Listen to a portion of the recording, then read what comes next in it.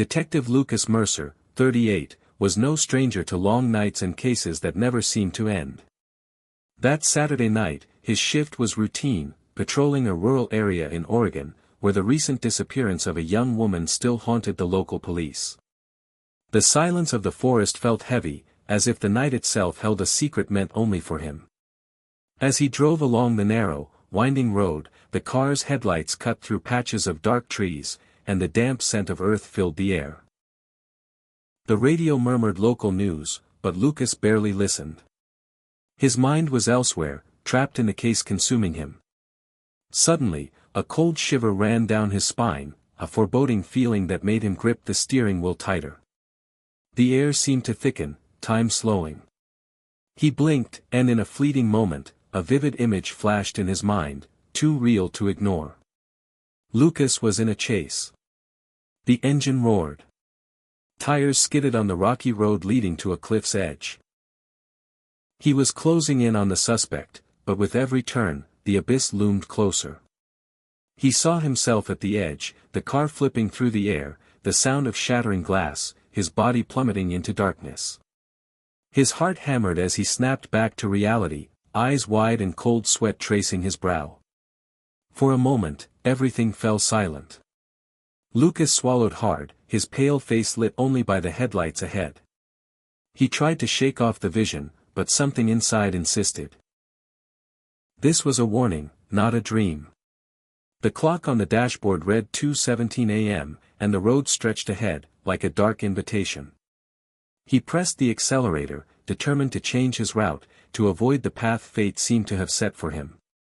He grabbed the radio and almost stammered while calling for backup, unusual for someone usually so self-reliant. He felt as if something was watching him. The clock stopped. The silence was deafening. Lucas knew that tonight, death was already waiting, ready to call his name. Lucas Mercer's breath came in short, uneven gasps as he gripped the steering wheel tighter, veering sharply off the winding cliffside road. The familiar route that had haunted his premonition was now behind him, swallowed by the fog and darkness. The damp Oregon night pressed against the windows, the thick scent of pine and wet earth filling the car's interior. His heart pounded, but he forced himself to focus, to control the panic threatening to overtake him. The chilling image of the cliff, the fall, and the shattering crash haunted every corner of his mind. Yet now, he had taken a different path. He wasn't about to let fate win so easily. Lucas picked up the radio mic, his voice steady but tense. "Dispatch, this is Mercer.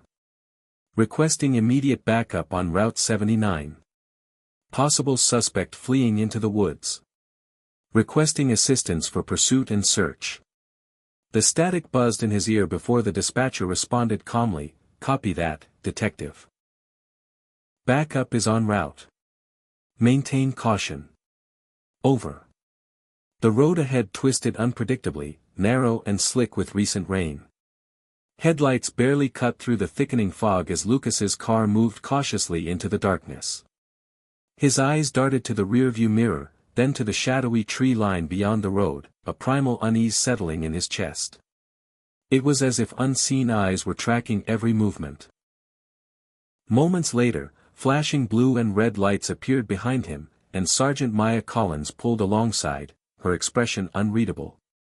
Maya was Lucas's longtime partner, practical, no nonsense, the steady voice that kept him grounded when his instincts spiraled. Lucas exhaled slowly, lowering the window slightly to speak. "Maya, I need you to believe me on this. It's not just the case anymore, I had a vision. A premonition. The cliff, the fall. I saw it all." Maya shook her head, brows knitting. "Lucas, you're a good cop, but chasing shadows won't solve anything. Focus on what's real. The facts. The evidence. That's how we bring people in, not with ghost stories." But even as she spoke, the unease on her face betrayed her confidence. She scanned the roadside, tense and alert, as if expecting something to emerge from the darkness.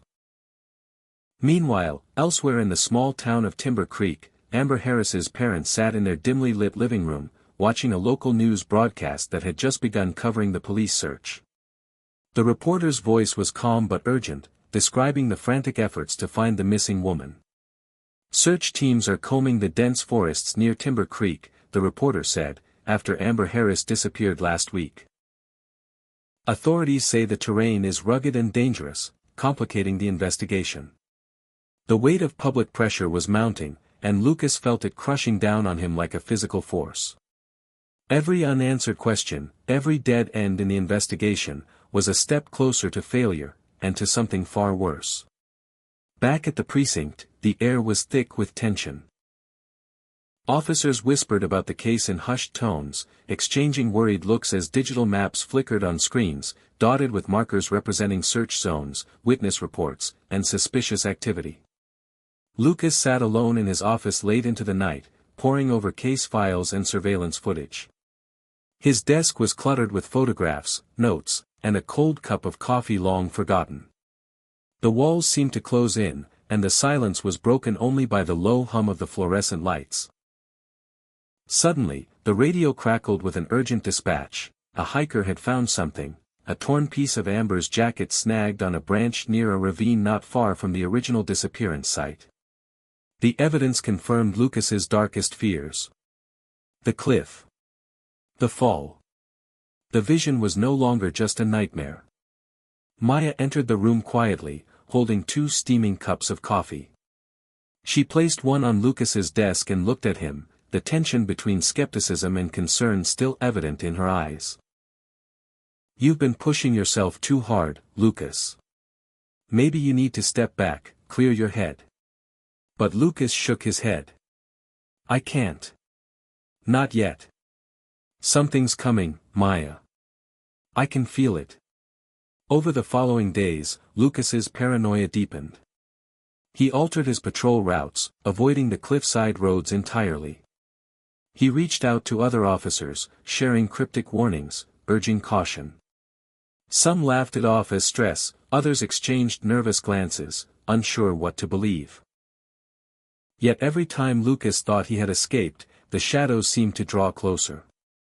Late one night, as he parked his car at the edge of town, he caught a glimpse of a dark figure standing just beyond the streetlights, watching him silently. When he blinked, the figure was gone. The line between reality and nightmare blurred. Lucas understood now, death was not just a distant possibility. It was a relentless force, closing in with cold, patient certainty. And no matter how far he ran, the chase had only just begun. The night after the jacket was found, the precinct was restless. Lucas Mercer sat at his desk, the glow of the computer screen casting sharp shadows on his weary face. The premonition still haunted him, but now, something worse was coming, something real. Early the next morning, news broke that Officer Derek Hayes, one of the team members assigned to the search, had died in a bizarre accident.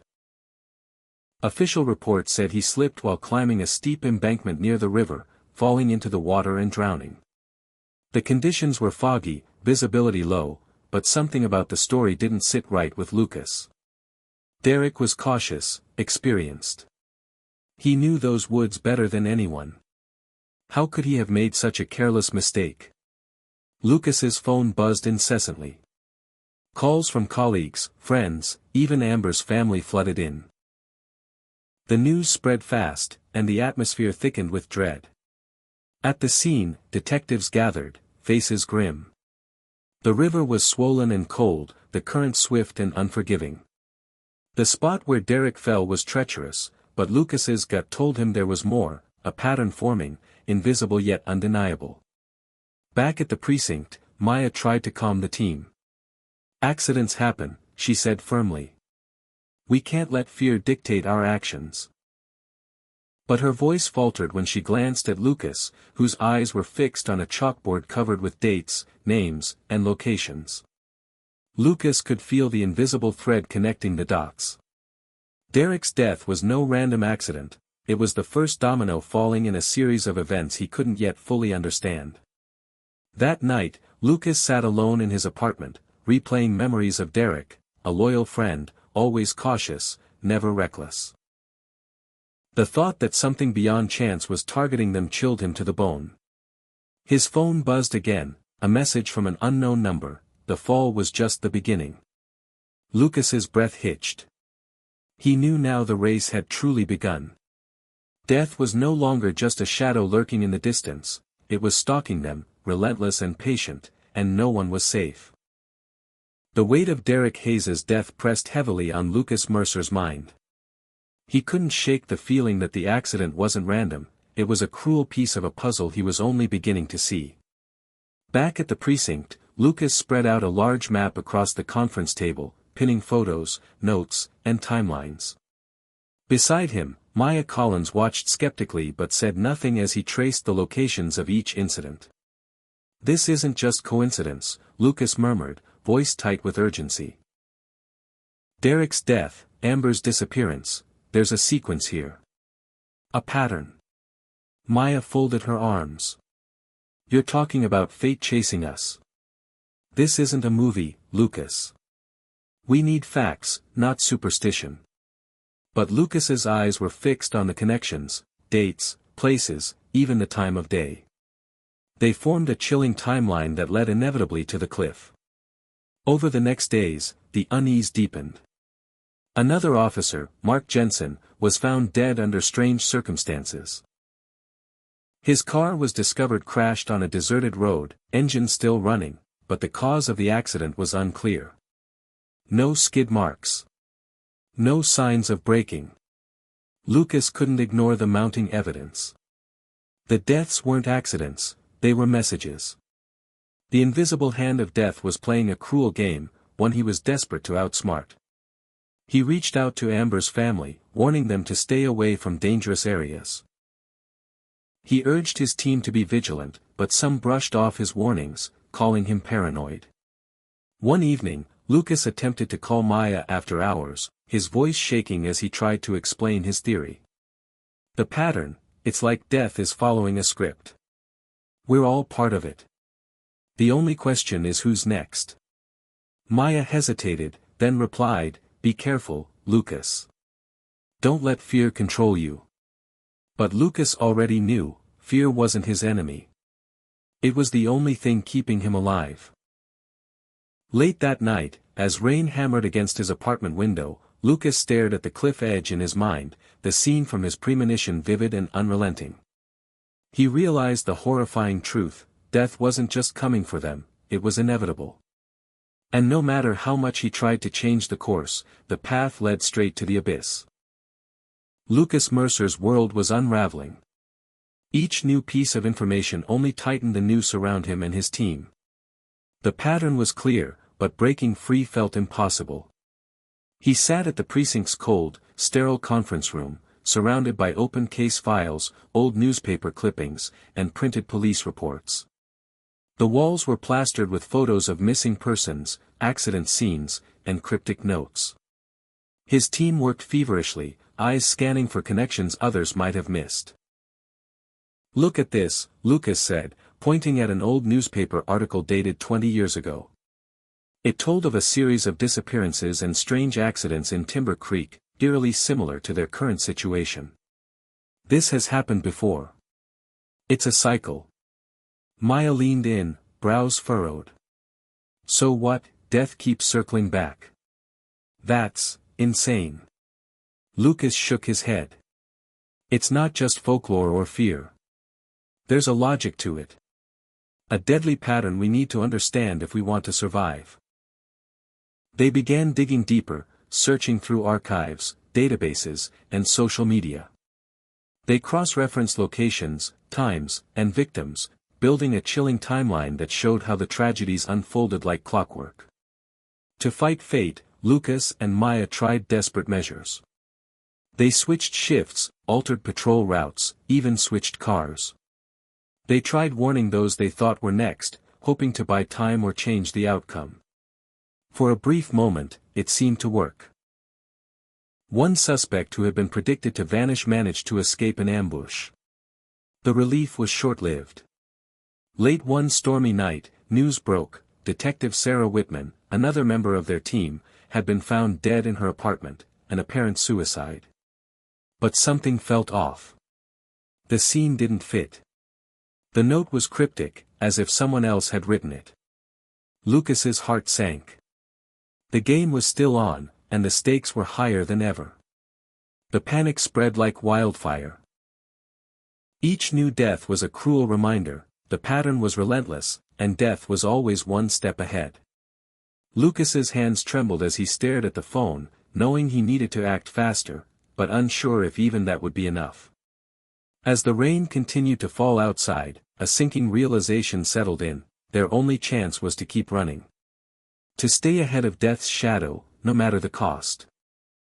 The precinct felt emptier than ever. Only Lucas Mercer and Maya Collins remained, the last two survivors in a game where death had claimed everyone else. The weight of loss was suffocating, but desperation fueled their resolve. They couldn't let the pattern win.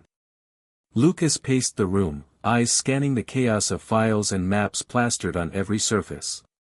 Each detail pointed toward one terrifying truth: the next target was him. "We need a plan," Maya said quietly, her voice steady despite the fear lurking beneath. "Something no one has tried before." Lucas nodded. "We've changed routes, warned people, swapped shifts, nothing worked. This time, we have to break the cycle, completely." Their plan was risky. Lucas would fake his own death, staging an accident so convincing even death might be fooled. Meanwhile, Maya would disappear, laying low until the danger passed. Every step had to be flawless. One mistake, and the abyss would claim them both. The night was thick with tension. Lucas left false clues, planted evidence, and vanished from the grid. Maya erased all digital footprints, changing phones, emails, and even her appearance. For a brief moment, it seemed the nightmare was over. The media reported Lucas's death in a tragic accident on a remote highway. The precinct mourned, but relief settled over those left behind. But the silence was fragile. Weeks passed. Maya stayed hidden, watching from a distance, waiting for signs that the cycle had truly broken. Then, one night, Lucas appeared at her safe house, alive. "I made it," he whispered, exhaustion and disbelief etched into every line of his face. But Maya's smile was thin. "For now," she said. "But we both know the pattern never truly ends." The illusion of safety hung in the air like a fragile glass, beautiful, but ready to shatter at the slightest touch. They had survived. For now. But the shadow of the abyss waited, patient and unyielding. Months had passed since Lucas Mercer's staged death. The world had moved on, the case was closed, the nightmare seemingly ended. Lucas had relocated to a quiet town in the Pacific Northwest, trying to rebuild a life stripped of fear and loss. But the shadows followed. One rainy evening, Lucas sat alone in a dimly lit cafe. The soft hum of conversation and clinking cups masked a growing unease deep within him. His eyes darted to the door repeatedly, as if expecting something, or someone, to appear. Outside, the rain tapped steadily against the windowpane. The clock on the wall ticked loudly, each second stretching with heavy anticipation. A chill ran down Lucas's spine. He felt it, that invisible gaze, the silent presence he could never shake. He rose to leave, his footsteps echoing through the empty streets. The mist curled around him like a ghostly cloak. Then, without warning, a sudden sharp crack. A distant scream, muffled but unmistakable. The world tilted. Time seemed to freeze. And then, silence. No one saw him fall. No one heard the final breath. The abyss had called him home. Far away, in that quiet cafe, a single cup shattered on the floor. The end was never in doubt. The fate, patient and cruel, had finally completed its cycle.